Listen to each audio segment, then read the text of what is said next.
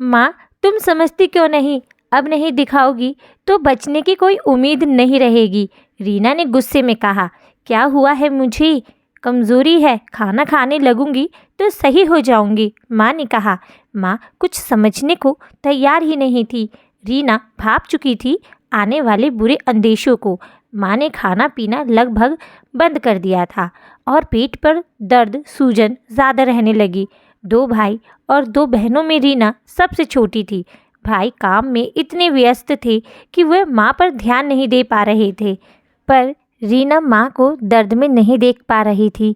खूब समझाने पर माँ ने कहा, बेटा तेरे भाई अभी अभी तो अलग हुए हैं, दोनों की आर्थिक हालत अभी ज़्यादा सही नहीं है।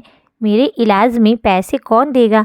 मुझे पता है अब मैं ज़्यादा दिन संसार में शायद ना रह पाऊँगी, उनके रुपए में मेरे इलाज में नहीं लगवा पाऊँगी। माँ की बात सुन रीना रोने लगी। दोनों बहनें भी गरीब ही थीं, वो भी कुछ नहीं कर सकती थी। एक दिन माँ की हालत ज़्यादा बिगड़ी। भाई ने हॉस्पिटल से फ़ोन किया, रीना जल्दी आ जाओ, माँ सही नहीं लग रही। माँ की दोनों किडनी खराब हो चुकी थी। एक दिन छोड़ एक दिन डायलिसिस के दर्द से गुजरना बहुत ही मुश्किल था। 20 दिन हो गए, बहुत पैसे लग रहे थे। आखिर में फिर वही हुआ जो माँ ने कहा था। दोनों भाई हॉस्पिटल के खर्चे पर झगड़ने लगे।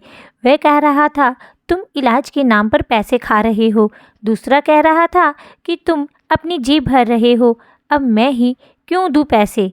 दोनों की खींचातानी देख रीना को बचपन की याद आने लगी, जब माँ रीना के हक का कुछ हिस्सा उसके भाइयों के मांगने पर भाइयों को दे दिया करती थी।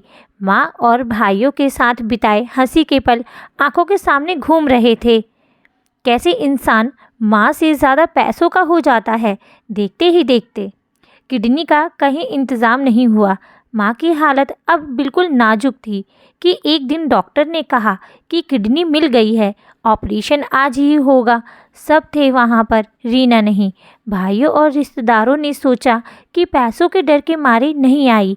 अब रीना को भला बुरा कह रहे थे, पर वो माँ को मरते नहीं देख सकती थी। ये सच था, माँ अब खतरे से बाहर थी। किडनी किसने दी कुछ पता नहीं चला, पर वो माँ थी।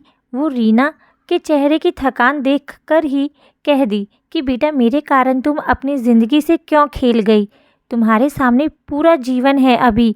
रीना की आंखों में आंसू थे और उसने सिर्फ इतना कहा, माँ मेरे पास तुम्हें देने को पैसे नहीं थे, लेकिन जो मेरे पास था मैंने वह तुम्हें दे दिया ताकि मैं तुम्हें अपने सामने मरता ना देख सकूं।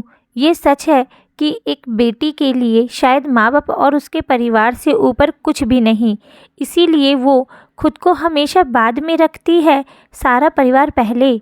समझे वो लोग जो कह देते हैं कि बेटियां पराई होती हैं, पर बेटी से पूछो वो कभी दिल से पराई हुई ही नहीं।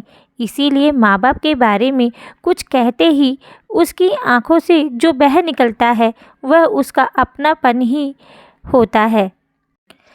कमेंट करके ज़रूर बताइएगा आपको ये कहानी कैसी लगी। वीडियो को लाइक करिएगा, चैनल को सब्सक्राइब करिएगा, शेयर करिएगा। कहानी सुनने के लिए धन्यवाद।